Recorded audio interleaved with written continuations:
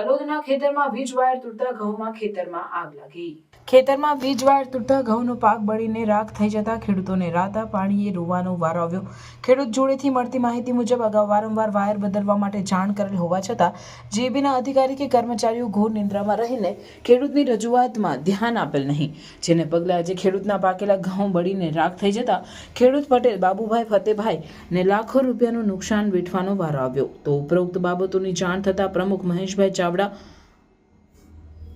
ઉપપ્રમુખ મયુરભાઈ પટેલ તથા મુકેશભાઈ બાબુભાઈ પટેલ સ્થળ પર દોડી આવ્યા હતા। ફાયર બ્રિગેડને જાણ કરતા સ્થળ પર દોડી આવી હતી। ગ્રામજનોની ખૂબ મહેનતને અંતે આગ પર કાબુ મેળવવામાં સફળતા મળી હતી, પણ હવે જોવાનું એ રહ્યું કે જીબી નિંદ્રામાંથી ક્યારે જાગશે અને ખેડૂતને ન્યાય આપશે।